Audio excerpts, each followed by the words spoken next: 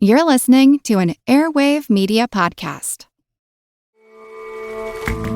I'm Jason Palmer, one of the hosts of The Intelligence, The Economist's daily current affairs podcast. The Economist's award-winning shows make sense of what matters, from our special series on China's president to our weekly podcasts on business, technology, and American politics. Our journalists provide fair, in-depth reporting on the events shaping the world. To get the annual plan for less than $2.50 per month, search for Economist Podcasts Plus to start listening today. Does Monday at the office feel like a storm? Not with Microsoft Copilot. That feeling when Copilot gets everyone up to speed instantly? It's sunny again. When Copilot simplifies complex data so your teams can act, that sun's shining on a beach. And when Copilot uncovers hidden insights, you're on that beach with your people, and you find buried treasure. That's Microsoft Copilot. Learn more at Microsoft.com/AI for all. There is a small nation built in a swamp that sits in the corner of Europe. It's nestled between the rivers and the sea, prone to disastrous flooding, and hemmed in on all sides by big, powerful countries who often take the bragging rights when it comes to European history. This country is the Netherlands, and it's the most influential swamp in the world. History of the Netherlands is a bi-weekly show which presents a chronological narrative history of the Netherlands. Over the course of its first 30-odd episodes, listeners have seen the ice ages come and go, watched a lowlander revolt against the Roman Empire, and witnessed the inventive construction of life-saving dikes and dams. They've been there for the country's move toward urbanization, for the struggles of French and German princes vying for power, and for more workers' revolts against those princes than one could easily shake a stick at. They've even been asked to imagine what it would be like to be a herring in the North Sea. It's dark and wet. Come explore the events and characters that, over time, have transformed a boggy swamp into an amazing modern marvel. You can find History of the Netherlands at historyofthenetherlands.com and anywhere you get podcasts.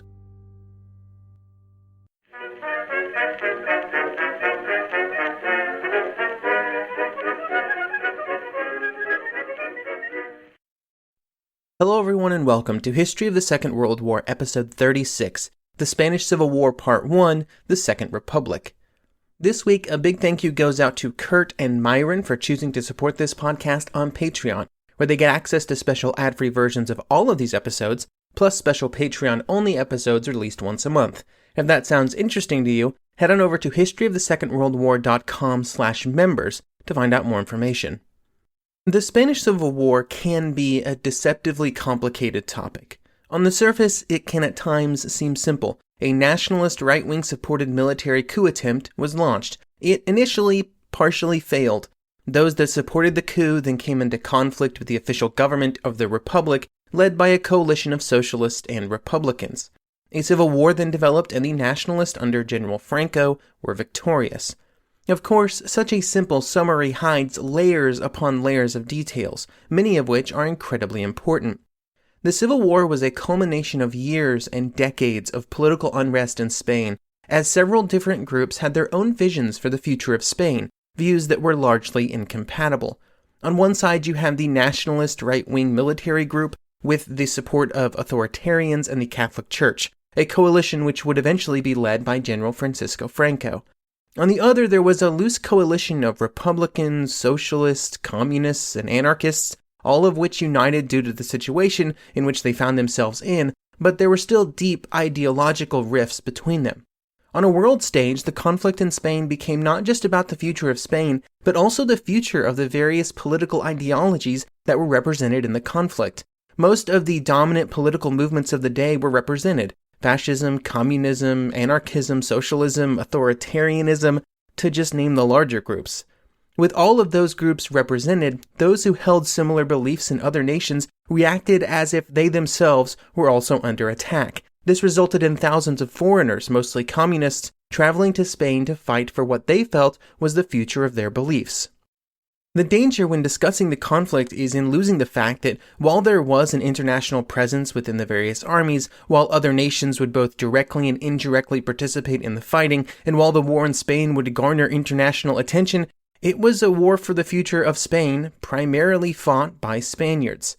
These were people fighting for their homes, their families, and what they felt was the best path for the nation. The clash of views that separated them went far beyond simple political ideologies. The place of religion within society, the role of government, and gender roles, they all are just some of the other issues that would come into play and which would amplify the ferocity of the conflict. Like all civil wars, it would be bitter and brutal and bloody. There would be atrocities, political killings, targeted repression, and mass violence during the war and after, that is to this day being properly categorized and quantified. Over the next 13 episodes, we will discuss this conflict, what happened, how the war evolved over the time, the political challenges faced by the Republic, and the reaction of other nations. Today we will start with some of the trends and themes of Spanish history around the time of the First World War, and then discuss the creation of the Second Republic. Along with these episodes, I've had the great privilege of interviewing some excellent historians on topics surrounding the Civil War. The first interview should appear in your feed in the next few days, followed by 17 more over the course of the next few months. I've really enjoyed doing these interviews, and I hope you enjoy them as well. In the century before the First World War, from the end of the Napoleonic years and forward, the political situation in Spain was unsteady. In the 60 years after 1814, there were 37 attempted coups, 12 of which were successful. Then in 1874, Alfonso XII was proclaimed king after one of those successful coups. There were many causes of this instability. The military leaders were highly traditional in their views, which clashed with the liberalism which was spreading throughout Spanish society. The generals were also strongly centralist, which came into conflict with Basque and Catalan separatist movements. Along with some of these problems, there were also massive, widespread, all-encompassing corruption. In the constitution that was put in place after 1874, many rights were curtailed. For example, peasants and tenants had the right to vote, but they had to vote in accordance with the wishes of their landlords. Corruption was probably the largest problem, though. It took over the entire political and economic landscape, and any attempt to lessen its hold on Spanish society was met with hostility. When the First World War started in 1914, Spain would decide to stay neutral. However, even remaining outside of the conflict could not prevent the war from having drastic consequences on Spanish society. Initially, the war was very good for the Spanish economy. Suddenly, there were buyers for many Spanish goods, with other nations ravenous for additional raw materials and manufactured goods that Spain could provide. The benefits of this new income were felt very unevenly within society. Industrialists received massive boosts to their profits, but workers did not see similar rises in pay. This became more problematic as the war progressed because as export rose, so too did inflation, which saw the real purchasing power of many Spanish workers and peasants drop dramatically. This economic strain was just added on to many already troubling trends in Spain to create greater overall stress between the traditional ruling classes and the military on one side and the workers and the rural peasants on the other.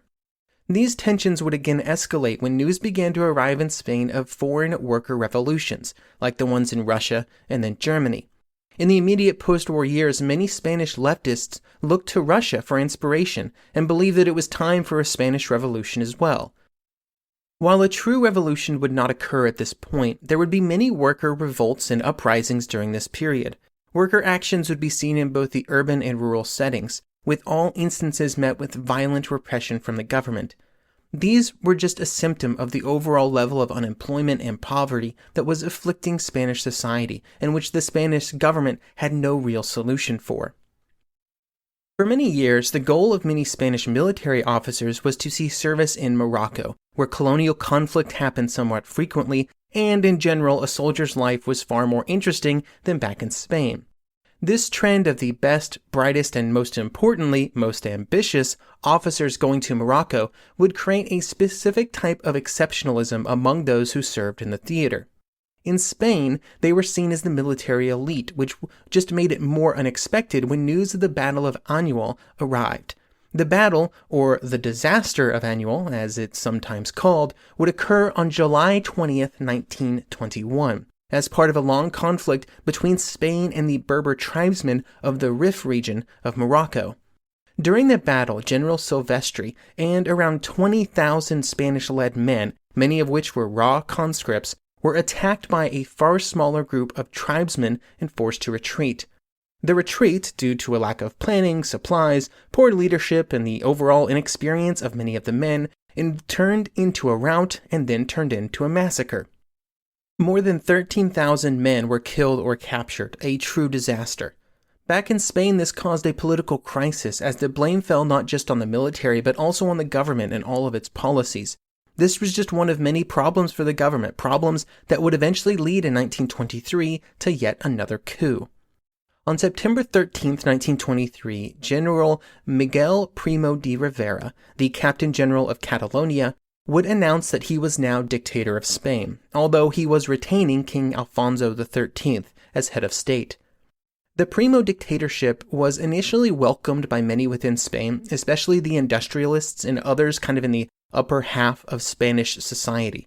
They hoped above all that Primo would be able to provide stability.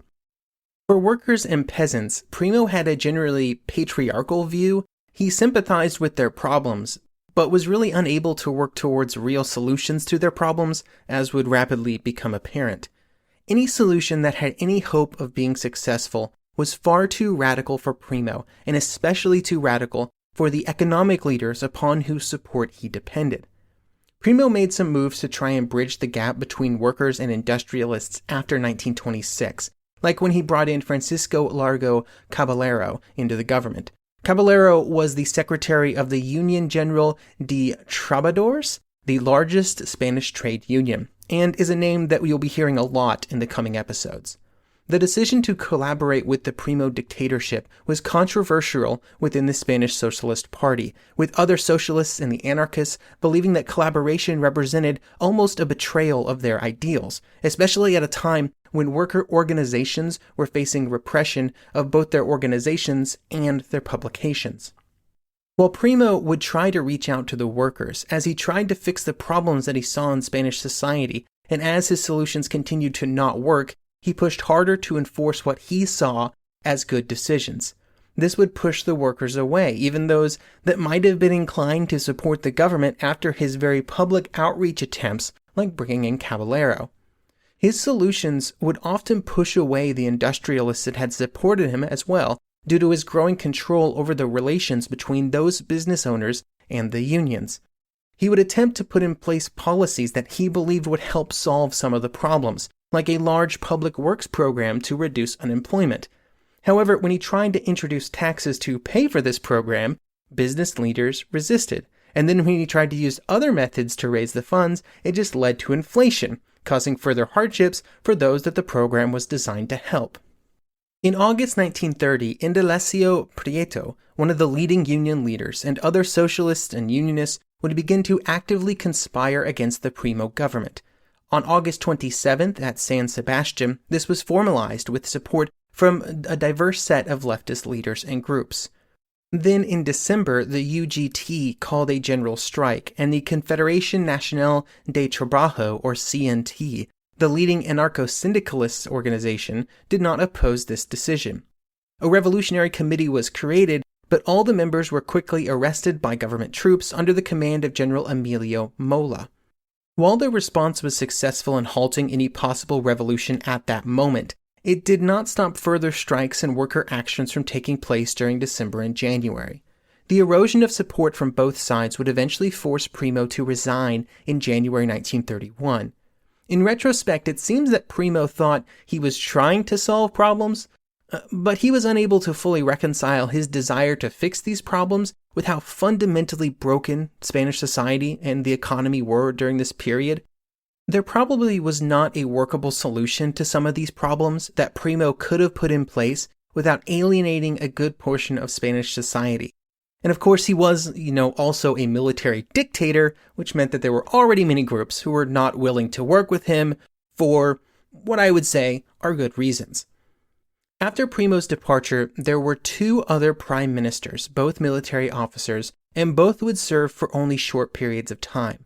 When the second of these, Admiral Juan Batista Anzar, was put in place by the king, it was with the clear indication that elections would be held in the near future, with April 12, 1931 eventually being that date. During these elections, the Socialists and Republicans would defeat the monarchist parties in every major city in Spain, and their victory would result in the creation of the Second Spanish Republic.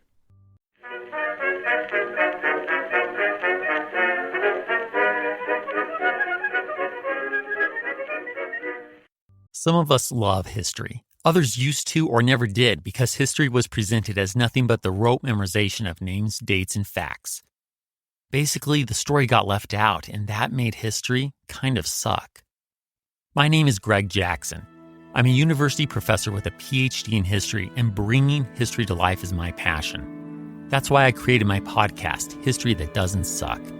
I want to teach you everything you need to know about U.S. history, but I do so through stories.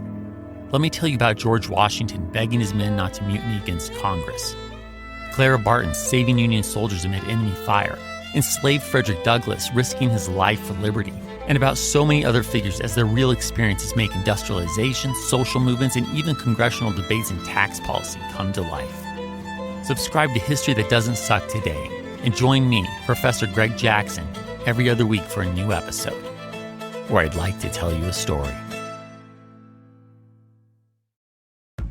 All you need is a few minutes to start your day off with something historic when you listen to the This Day in History podcast. Every day there's a new episode for you to listen and learn about what happened that day way back when. Today could be the day a famous mobster met their end, or the first milestone for humans in space. Who knows what history today holds? Find out when you listen and subscribe to This Day in History wherever you get your podcasts. That's This Day in History wherever you get your podcasts.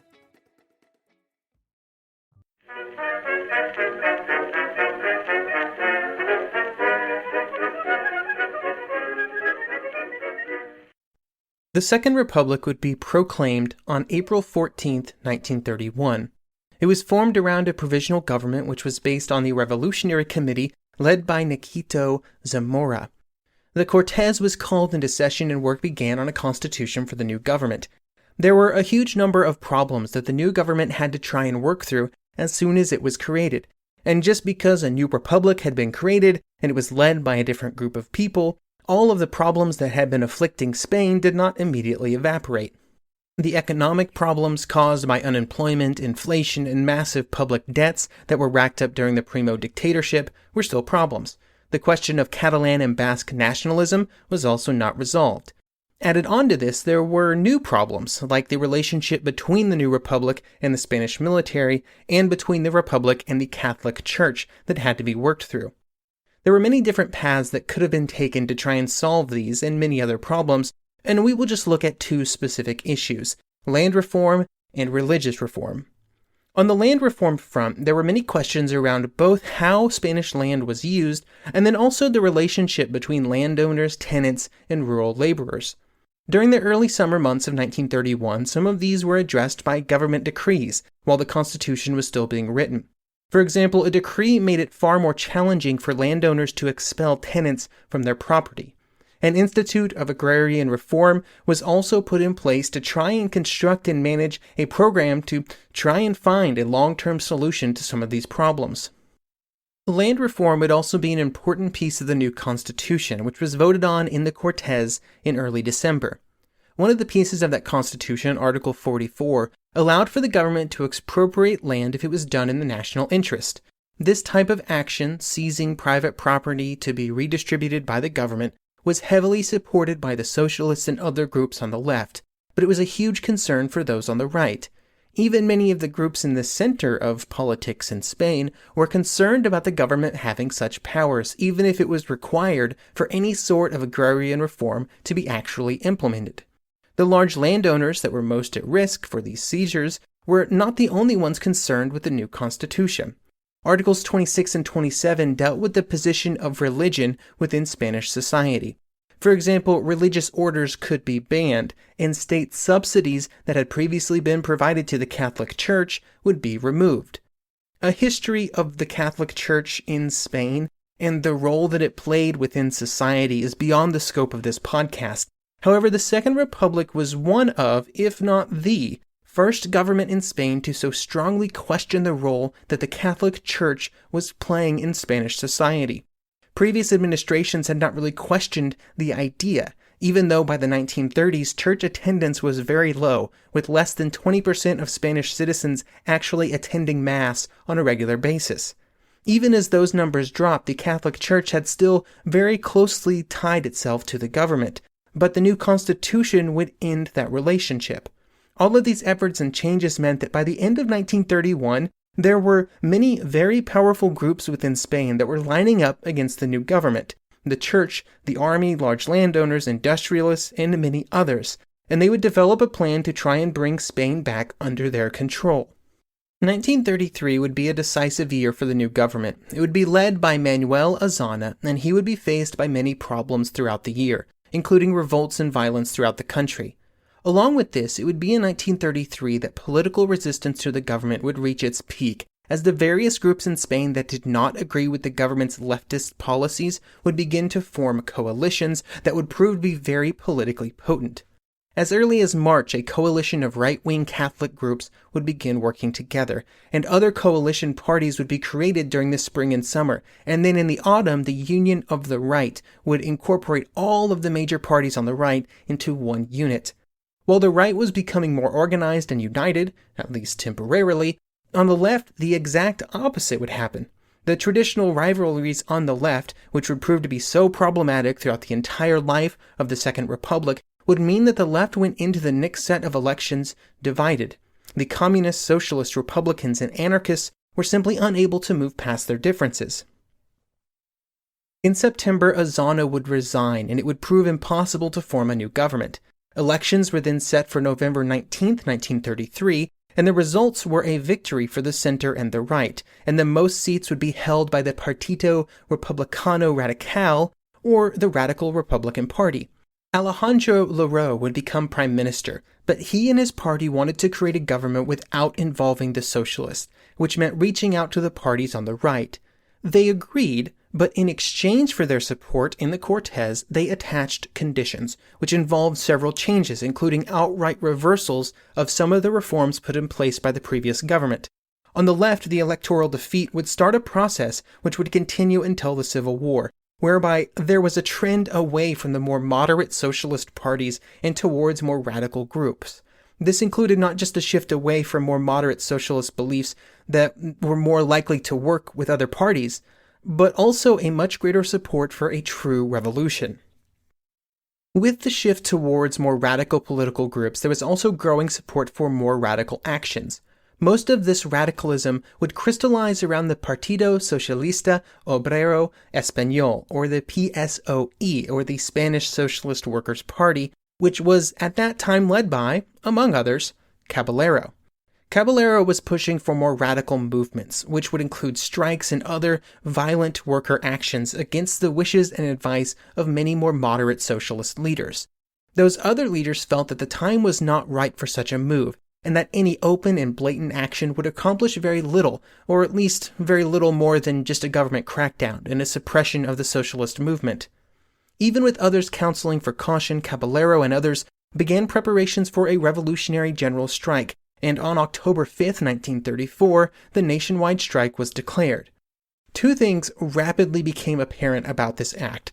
First, it was not supported by several groups on the political left and center-left. Several of those parties and political leaders would instead actively distance themselves and their parties from what was happening. For example, in Catalonia, the CNT, the anarchist party, abstained from participating in the strike as they did not want to participate in a revolution started by the socialists. The second fact that was quickly noted was that the action was not well planned. This meant that around the country it was both participated in varying amounts, and there was no real plan for coordination between various areas. In many areas, the strike was rapidly over, while in others it would develop into full-scale revolution. The best example of this was in Asturias, where revolutionary committees would be in control of the region for about 2 weeks. The specific numbers of people who participated in the strike are hard to determine and vary wildly based on how you include people based on their actions during the strike, but it was probably in the range of 15 to 30,000. The reaction of the government was to declare martial law and order the Minister of War, General Francisco Franco, to suppress the strike. In this, the government was very successful, even in areas where the strike was strongest and well supported, like in Asturias. This strike and its failure would be important, and it would have serious ramifications on later events. One of the great unifying forces for the right in Spain during this time, and really all over Europe and the world, was a fear of a leftist revolution, and especially a communist revolution. These groups and their supporters were always concerned that what had happened in Russia could happen to them. In this case, the failure of the general strike caused some in Spain that maybe would have considered themselves centrists or left centrists into greater support for the parties on the right, specifically because they did not want a revolution. It also seemed to prove to many people that the only possible guarantee against a revolution was the army and its ability to meet violent protests with greater violence. While the strikes would end and some of its leaders like Caballero would be imprisoned, it probably destroyed any possibility of an equilibrium developing within Spanish politics, which would have allowed for the new republic to continue on its course. The effects of the 1934 action would also be very important during the 1936 elections, which would be held on February 16th of that year. In late 1935, the two most influential socialist leaders, Caballero and Prieto, would join together to support the Popular Front. Prieto's goal was to try and rebuild a coalition that would once again be able to lead the republic, while Caballero did not forsake his previously revolutionary rhetoric and really just saw the Popular Front as an essential short-term compromise. Then in January 1936, they, along with other parties on the left, came together and drafted the Popular Front program. Because of the diverse views represented within the Popular Front, the overall program was pretty simple, focusing on specific short-term goals that were widely popular among the parties, items like agrarian reform and amnesty for those arrested during the 1934 revolutionary actions. The unification of the left, even if it was a temporary measure, would exacerbate the polarization of Spanish politics. Both on the left and on the right, leaders would use drastic language that would of what would happen if the other side was victorious. For example, Caballero would say, quote, "If the right win the elections, we will have to go straight to an open civil war." Those on the right would say that a victory for the Popular Front would lead to a violent revolution, which had to be avoided at all costs. This had the effect of destroying the political center in Spain, with their supporters being pulled one way or the other. Because of this, whichever group was victorious in the elections was almost guaranteed to put in place a government that was wholly unacceptable to the other side. The elections on February 16th would be the last free and open elections of the Republic. The final vote tally resulted in a victory of the Popular Front by just 150,000 votes, less than 1.7% of the total. This was incredibly close, and was only possible because the Popular Front had been able to convince the anarchist parties to support them, even though it went against anarchist beliefs to participate in state politics. When the election results were announced, the president, Alcalá Zamora, would ask the moderate Manuel Azaña to form a government. However, Caballero was unwilling to participate in such a moderate cabinet, and so the Socialist Party refused to support the new government. Instead, they wanted a more radical government led by either Caballero or some other socialist leader. Meanwhile, around Spain, the general reaction from many socialists made it seem like they had won the election with an overwhelming mandate for reform. Strikes multiplied, wage demands increased, and the government, robbed of support, could do little to control or meaningfully alter the course of events. Of course, those on the right blamed the left blamed the right, the classic 1-2. What became clear very rapidly was that Spain was more divided than ever, and in the coming months the military and its supporters would find the situation simply untenable, and they would move to reassert control, which is where we will begin our story next episode.